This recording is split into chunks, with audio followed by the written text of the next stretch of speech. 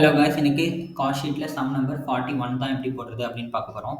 First question படிச்சிடலாம். From the following particulars prepare the statement showing prime cost, work cost, cost of production, cost of sales. Okay, இந்த நிலைமை கண்டுபிடிக்க சொல்லியிருக்காங்க. தென் வந்துட்டு அந்த இயர்க்கோட இன்ஃபர்மேஷன் கொடுத்துருக்காங்க. அதோட direct expenses, selling expenses, factory overheads எல்லாமே கொடுத்துட்டாங்க. அண்ட் லாஸ்ட்டில் என்ன கண்டுபிடிக்க சொல்லியிருக்காங்கன்னா, also show by what percentage the average selling price in the above கேஸ் should be increased in order to double the net profit. So எவ்வளோ பர்சன்டேஜ் ஆஃப் செல்லிங் ப்ரைஸ் வந்து increase ஆச்சுன்னா நெட் ப்ராஃபிட் வந்து double ஆகும் அப்படின்ட்டு கேட்டிருக்காங்க. அந்த percentage of increase in selling price வந்து நமக்கு கேட்டிருக்காங்க. ஸோ இப்போ அவங்க ஃபஸ்ட்டு வந்து ஸ்டேட்மெண்ட் ஆஃப் காஸ்ட் ஷீட் போட்டுடலாம்.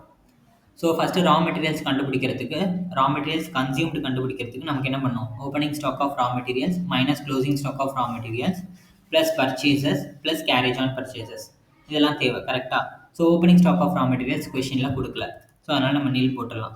பர்ச்சேசஸ் ஆஃப் ரா மெட்டீரியல்ஸ் கொடுத்துருக்காங்களா? Yes, 35,250. Then carriage on purchases எவ்வளோ கொடுத்துருக்காங்க? 850.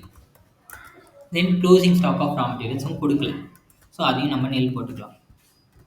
ஸோ இப்போ purchase of raw materials plus carriage on purchase of raw materials add பண்ணோன்னா நமக்கு வந்து 36,100 வருது. ஸோ அதுதான் நம்மளோட ரா மெட்டீரியல்ஸ் கன்சியூம்டு. ஓகேவா?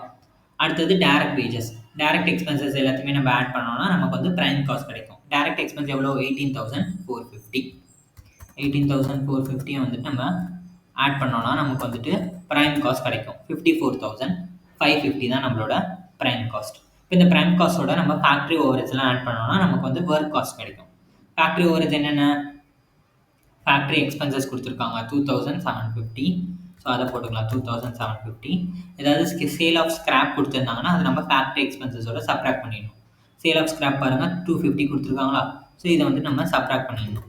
250 மைனஸில் போட்டுட்டேன். Then opening and closing work in progress நம்ம கொஷினில் கொடுக்கல, ஸோ அதனால் நம்ம அதை நில்லுன்னு எடுத்துக்கலாம். ஓகேவா? ஸோ இந்த 2,750ல் இந்த 250 நம்ம சப்ராக்ட் பண்ணிட்டோம்னா நமக்கு 2,500 வரும். ஸோ இப்போ இந்த ப்ரைம் காஸ்ட்டோட இந்த 2,500 ஆட் பண்ணோன்னா நமக்கு ஒர்க் காஸ்ட் வந்து கிடச்சிரும் 57,050. ஓகேவா? ஸோ இப்போ இது கூட நம்ம வந்துட்டு அட்மினிஸ்ட்ரேஷன் ஓவரேஜெல்லாம் ஆட் பண்ண போகிறோம். அட்மினிஸ்ட்ரேஷன் ஓவரேஜில் வந்துட்டு பார்த்தீங்கன்னா ஆஃபீஸ் எக்ஸ்பென்ஸ் எல்லாத்தையுமே நம்ம அட்மினிஸ்ட்ரேஷன் ஓவரேஜ்னு சொல்லுவோம். ஆஃபீஸ் எக்ஸ்பென்ஸ்னு பார்த்தீங்கன்னா இங்கே வந்துட்டு நமக்கு ஆஃபீஸ் ஆன் காஸ்ட் கொடுத்துருக்காங்க 1,850. ஸோ அதை வந்து நம்ம டேரெக்டாக 1,850 போட்டுடலாம் ஆஃபீஸ் ஆன் காஸ்ட்டில். தென் அதை வந்துட்டு நம்ம ஃபேக்ட்ரி ஓவரேஜோட ஆட் பண்ணிக்கணும். ஃபேக்ட்ரி ஓவரேஜ் ப்ளஸ் இந்த ஆஃபீஸ் ஆன் காஸ்ட் ஆட் பண்ணும்போது காஸ்ட் ஆஃப் ப்ரொடக்ஷன் கிடைக்கும் 58,900. இது கூட இப்போ நம்ம opening stock of finished goods minus closing stock of finished goods பண்ண போகிறோம். Opening stock of finished goods பார்த்தீங்கன்னா 9,750 minus closing stock of finished goods பார்த்தீங்கன்னா 11,100. ஓகேவா? ஸோ இதை வந்துட்டு நம்ம 9,750ல் மைனஸ் 11,100 பண்ணோம்னா நமக்கு வந்துட்டு மைனஸ் 1,350 வரும். ஓகே, ஸோ இதை வந்துட்டு நம்ம காஸ்ட் ஆஃப் ப்ரொடக்ஷன்லேருந்து மைனஸ் பண்ணோன்னா நமக்கு வந்துட்டு cost of production of goods கிடைக்கும் 57,550. ஓகேவா?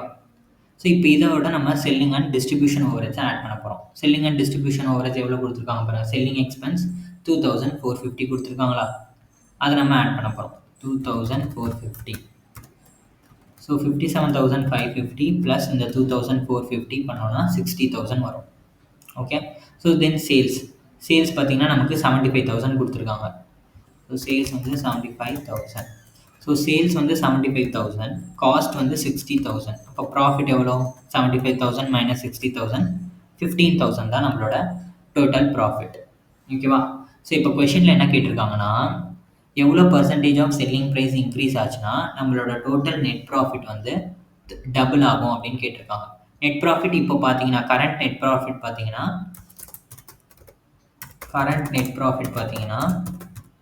நமக்கு வந்து 15,000. கரெக்டாக நம்ம கண்டுபிடிச்சது. இதுவே டபுள்டு நெட் ப்ராஃபிட் அப்படின்னா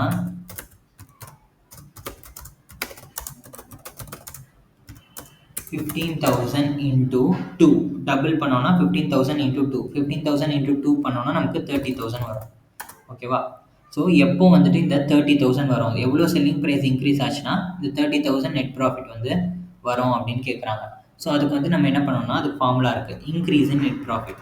இப்போ பார்த்தீங்கன்னா எவ்வளோ இன்க்ரீஸ் ஆகுதுன்னு பாருங்கள். நெட் ப்ராஃபிட் 15,000லேருந்து 30,000 அதாவது டபுள் ஆச்சுன்னா நமக்கு எவ்வளோ பர்சன்டேஜ் செல்லிங் ப்ரைஸ் வந்து இன்க்ரீஸ் ஆயிருக்கும்னு கேட்குறாங்க. அப்போ 15,000லேருந்து 30,000க்கு எவ்வளோ இன்க்ரீஸ்? 15,000 இன்க்ரீஸ் ஆயிருக்கு. கரெக்டாக? 15,000 டிவைடட் பை சேல்ஸ் வந்துட்டு எவ்வளோ நமக்கு நடந்திருக்கு? 75,000. So 75,000 into 100. ஓகேவா? ஸோ இதை சால்வ் பண்ணோம்னா நமக்கு வந்துட்டு ஆன்சர் வந்துடும். 15,000 டிவைடட் பை 75,000 இன்டூ 100 பண்ணிங்கன்னா உங்களுக்கு வந்து 20% வரும். ஓகேவா? ஸோ 20% தான் நம்மளோட increase in selling price. Okay, so அவ்வளோதான் இந்த கொஷின். இதில் ஏதாவது டவுட் இருந்ததுன்னா நீங்கள் கமெண்ட் செக்ஷனில் கேளுங்க, நான் ரிப்ளை பண்ணுறேன். ஓகே, பாய்.